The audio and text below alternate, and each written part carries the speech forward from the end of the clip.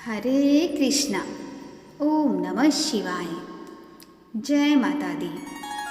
प्रिय भक्तगणों, आज अश्विन माह के शुक्ल पक्ष की षष्ठी तिथि है। आज का दिन ब्रज क्षेत्र की अधिष्ठात्री माँ कात्यायनी को समर्पित है। आज के दिन प्रसन्न मन चित्त से माँ कात्यायनी की कथा का श्रवण करने से साधक तथा श्रवणकर्ता को अलौकिक ज्ञान की प्राप्ति होती है। मन की अशांति, दुखों और असहनीय कष्टों से मुक्ति मिलती है। तो आज मैं सुनाने जा रही हूँ शारदीय नवरात्रि में सुनी जाने वाली माँ कात्यायनी की अत्यंत दुर्लभ तथा पौराणिक कथा। साथ ही हम दुर्गा सप्तशती के पंचम अध्याय का भी पाठ करेंगे, जिनका श्रवण अति अनिवार्य है। तो आप सभी भक्तगण इन कथाओं को बड़ी श्रद्धा तथा प्रसन्न चित्त मन से सुनिएगा।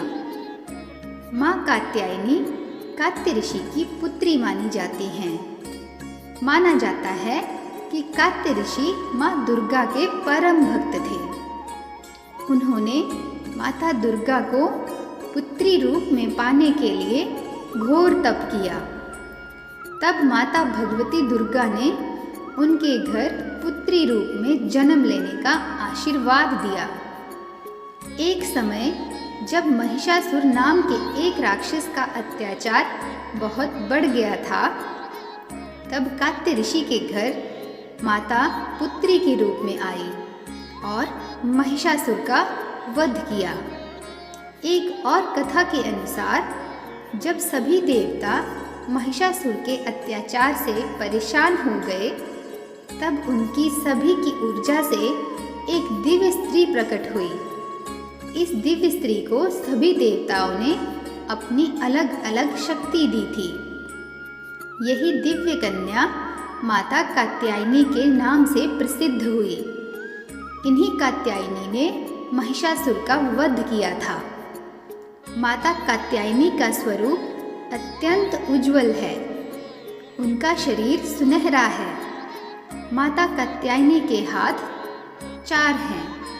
एक हाथ में उन्होंने अपना प्रिय शस्त्र तलवार पकड़ा हुआ है। एक हाथ में कमल का फूल है।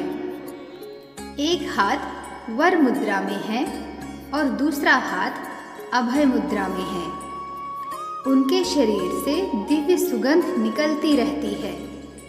उनकी कृपा पाने के लिए देवताओं को भी कठिन तपस्या करनी होती है, लेकिन अपने भक्तों के लिए सदैव सहज ही उपलब्ध रहती हैं। माँ कात्यायनी की पूजा करने के लिए सुबह स्नान करके शुद्ध वस्त्र पहनने चाहिए। घर में जहाँ घट स्थापना की हो, उस जगह माता कात्यायनी की प्रतिमा स्थापित करनी चाहिए। माँ कात्यायनी की पूजा में लाल रंग के कपड़ों का बड़ा महत्व है। इसके बाद गणेश पूजा तथा कलश पूजा करनी चाहिए। उन्हें लाल या पीले वस्त्र, फल, शहद और खीर का भोग लगाना चाहिए और माँ कात्यायनी के बीज मंत्रों का अत्यधिक पाठ करना चाहिए। माँ कात्यायनी के बीज मंत्र हैं: या देवी सर्वभूतेषु कात्यायनी रूपेण संस्थिता, नमस्तस्यै नमस्तस्यै नमस्तस्यै नमो नमः। या ओम कात्यायनी देव्ये नमः। माँ कात्यायनी को ब्रज क्षेत्र की अधिष्ठात्री देवी कहा जाता है। वृंदावन में कात्यायनी शक्ति पीठ भी स्थित है। कहा जाता है कि गोपियों ने भगवान कृष्ण की तरह वर प्राप्ति के लिए माँ कात्यायनी का व्रत किया था और माँ ने प्रसन्न होकर उन्हें मन चाहे पति का वरदान दिया था। यदि किसी की कुंडली में विवाह संबंधी कोई दोष हो, तो माँ कात्यायनी की कृपा से वह दूर हो जाता है।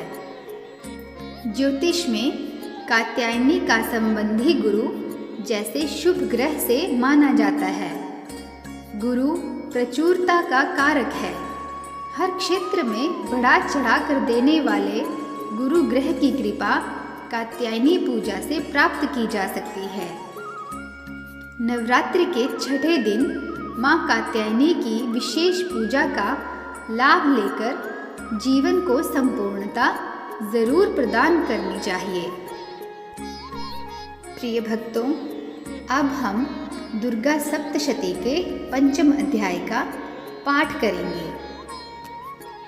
महर्षि मेधा ने कहा कि पूर्व काल में शुंभ निशुंभ नामक असुरों ने अपने बल के मत या घमंड से इंद्र का त्रिलोकी का राज्य और यज्ञों के भाग छीन लिए, और वह दोनों इसी प्रकार सूर्य, चंद्रमा, धर्मराज और वरुण के अधिकार भी छीनकर स्वयं ही उनका उपयोग करने लगे।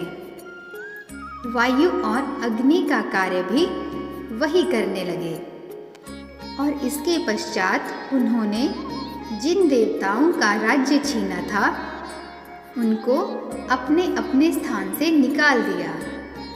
इस तरह से अधिकार छीने हुए दैत्यों तथा दैत्यों द्वारा निकाले हुए देवता अपराजिता देवी का स्मरण करने लगे कि देवी ने हमको वर दिया था कि मैं तुम्हारी संपूर्ण विपत्तियों को नष्ट करके रक्षा करूंगी। ऐसा विचार कर सब देवता हिमालय पर गए और भगवती विष्णु माया की स्तुति करने लगे। देवताओं ने कहा, देवी को नमस्कार है, शिव को नमस्कार है, प्रकृति और भद्रा को नमस्कार है। हम लोग रौद्र, नित्या और गौरी को नमस्कार करते हैं। ज्योत्सनामयी, चंद्र रूपिणी व सुख रूपा देवी को निरंतर नमस्कार है। शरणागतों का कल्याण करने वाली वृद्धि और सिद्धि रूपा देवी को हम बार बार नमस्कार करते हैं। और नैऋति राजाओं की लक्ष्मी तथा सर्वाणी को प्रणाम है। दुर्गा को दुर्ग स्थलों को पार करने वाली दुर्गपारा को सारा सर्वकारिणी ख्याति कृष्ण और घुम्र देवी को सदैव नमस्कार है। अत्यंत सौम्य तथा अत्यंत रौद्र रूपा को हम प्रणाम करते हैं और उन्हें हमारा बारंबार प्रणाम है। जगत की आधारभूत कृति देवी को बार बार प्रणाम है।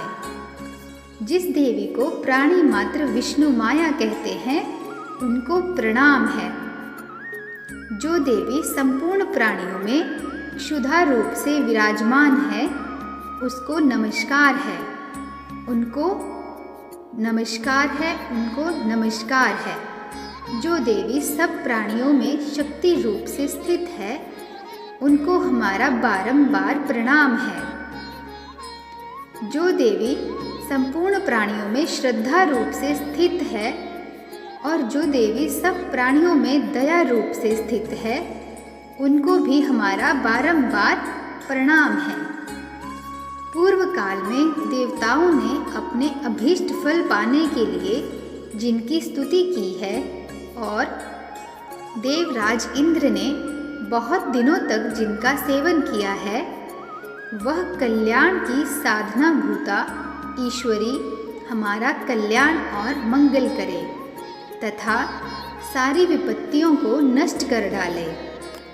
असुरों के सताए हुए हम संपूर्ण देवता उस परमेश्वरी को इस समय नमस्कार करते हैं तथा जो भक्ति पूर्वक स्मरण किए जाने पर तुरंत ही सब विपत्तियों को नष्ट कर देती हैं, वह जगदम्बा इस समय भी हमारा मंगल करके हमारी समस्त विपत्तियों को दूर करे।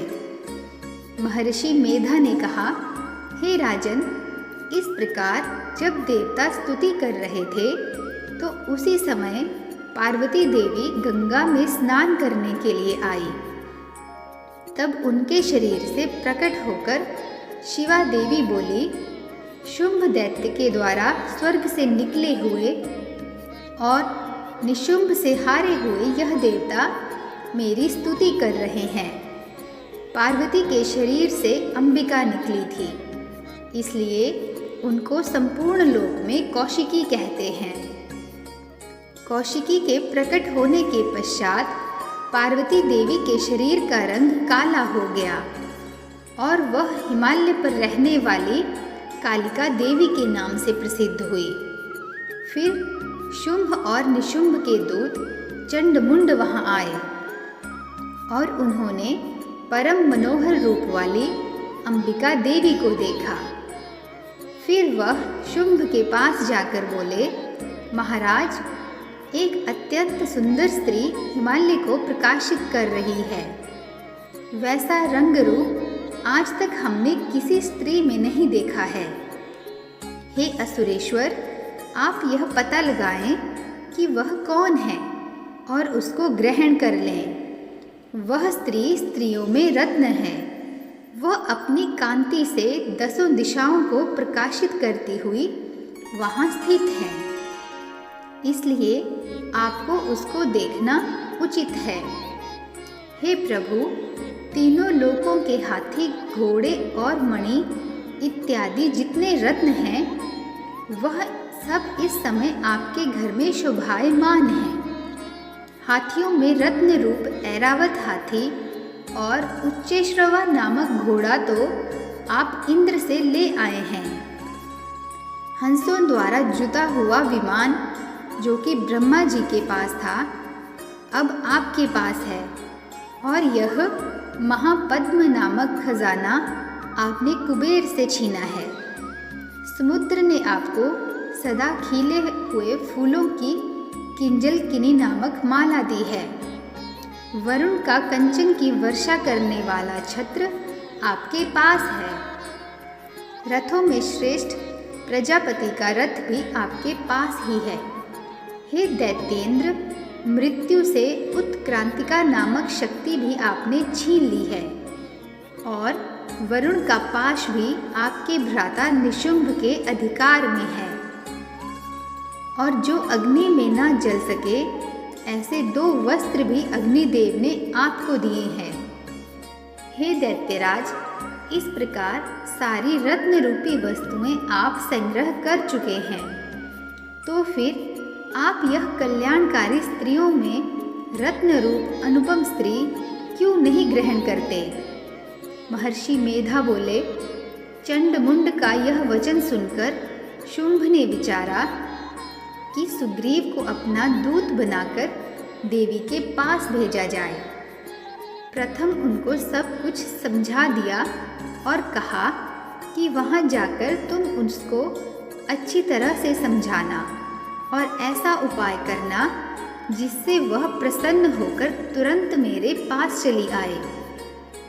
भली प्रकार समझा कर कहना। दूत सुग्रीव पर्वत के उस रमणीय भाग में पहुंचा जहां देवी रहती थी। दूत ने कहा, हे देवी, दैत्यों का राजा शुंभ, जो इस समय तीनों लोकों का स्वामी है, मैं उसका दूत हूँ और यहाँ तुम्हारे पास आया हूँ। संपूर्ण देवता उसकी आज्ञा एक स्वर से मानते हैं। अब जो कुछ उसने कहला भेजा है वह सुनो। उसने कहा है, इस समय संपूर्ण त्रिलोकी मेरे वश में है और संपूर्ण यज्ञों के भाग को पृथक पृथक मैं ही लेता हूँ, और तीनों लोकों में जितने श्रेष्ठ रत्न हैं वह सब मेरे पास हैं। देवराज इंद्र का वाहन ऐरावत भी मेरे पास है, जो मैंने छीन लिया है। उच्चैश्रवा नामक घोड़ा जो क्षीर सागर मंथन करने से प्रकट हुआ था, उसे देवताओं ने मुझे समर्पित किया है। हे सुंदरी, इनके अतिरिक्त और भी जो रत्नभूषण पदार्थ देवताओं के पास थे, वह सब मेरे पास हैं। हे देवी, मैं तुम्हें संसार की स्त्रियों में रत्न मानता हूँ, क्योंकि रत्नों का उपभोग करने वाला मैं ही हूँ। हे चंचल कटाओं वाली सुंदरी, अब यह मैं तुम पर छोड़ता हूँ कि तुम मेरे या मेरे भाई महापराक्रमी निशुंभ की सेवा में आ जाओ।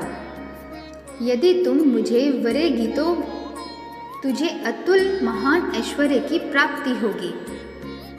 अतः तुम अपनी बुद्धि से यह विचार कर मेरे पास चली आओ। महर्षि मेधा ने कहा, दूत के ऐसा कहने पर संपूर्ण जगत का कल्याण करने वाली भगवती दुर्गा मन ही मन मुस्कुराई और इस प्रकार कहने लगी। देवी ने कहा, हे दूत, तू जो कुछ कह रहा है वह सत्य है और इसमें किंचित मात्र भी झूठ नहीं है।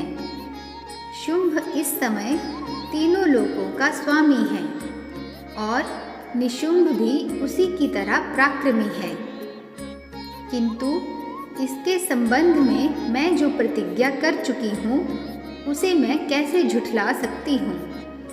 अतः तू जो प्रतिज्ञा मैंने की है उसे सुन ले। जो मुझे युद्ध में जीत लेगा और मेरे अभिमान को खंडित करेगा तथा बल में मेरे समान होगा, वही मेरा स्वामी होगा।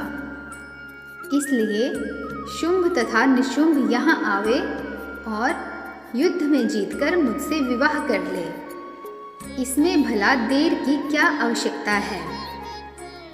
दूत ने कहा, हे देवी, तुम अभिमान में भरी हुई हो।